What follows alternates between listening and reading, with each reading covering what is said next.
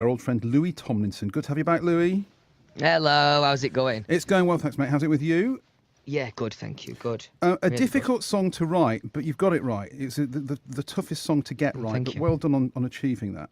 Thank you. That means a lot. Yeah, I was conscious that, you know, as a songwriter, and you know, I go into every session with a concept or an idea of what I want to write about. And, you know, every session I've been in since, I've thought about saying, what about this? Should we try and tackle, you know, this and how I dealt with the grief of losing someone so close to me, you know. And actually, I wasn't actually brave enough to start the song on my own yet, to write that song on my own yet. And I was lucky enough to be in a session where it works one of two ways. Either I go in with an idea or the songwriters come in with an idea and then we evolve it from there. And that's normally how I write. And they came to the session and they had a verse and a chorus. And I just listened to it. And there was a few lyrics I wanted to change from the off, but straight away it struck a chord with me. And it was kind of that song that I'd wanted to write. And it kind of fell on my lap, really. So we finished writing the rest of the song and then I vocaled it. And then listening back to it, it was kind of a no-brainer for me, really. I really wanted to kind of get this off my chest, you know what I mean?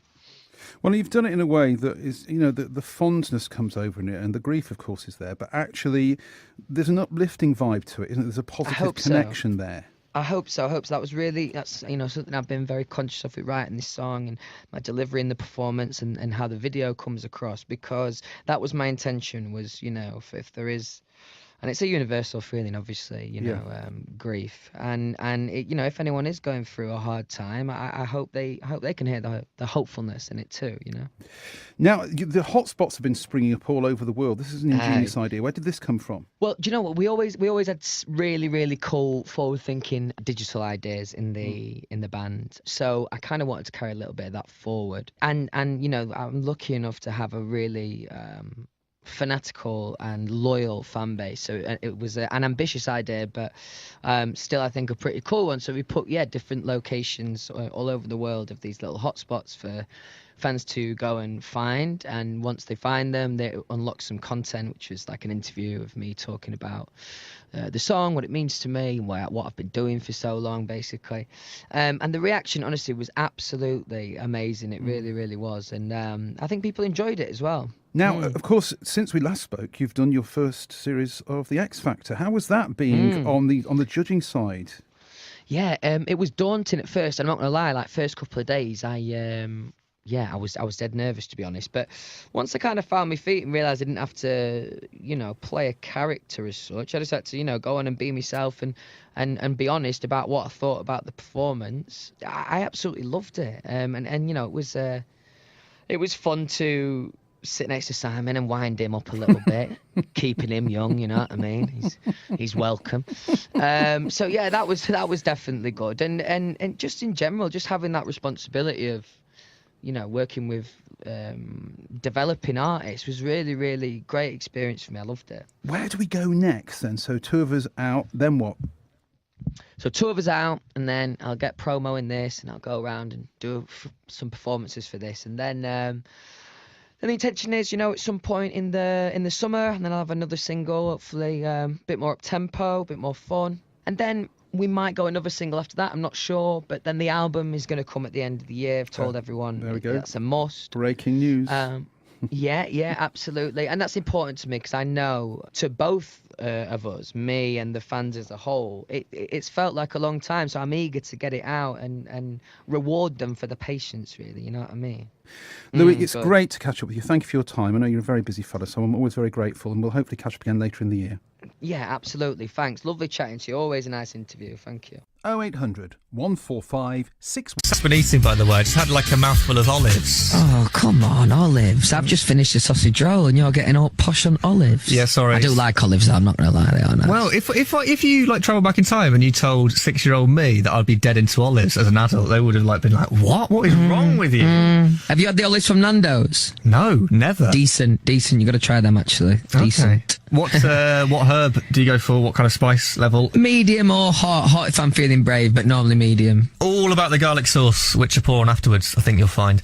Anyway, that aside, new song came out on Thursday, 2 of us. Have you been working on it for a while? Yeah, I think we wrote the song maybe like 5-6 months ago now, but I haven't actually released new music for a while. So I've been eager. It's been dragging, really, waiting for release. I've just been eager to get it out and see what everyone thinks, you know. And the reaction already has been lovely, amazing. You know, the fans are incredible as always. So yeah, I'm buzzing. Good start. And you had the song with BB Rexa before, Steve Aoki as well. And what I really like is the fact that all the songs you've released are kind of different vibes with each and every one of them, right? Was that something you were keen to do? I think while I was working out exactly where I felt like I sat on radio and where I thought my sound was, it kind of gave me a chance to experiment with some different sounds and some different, you know, vibes.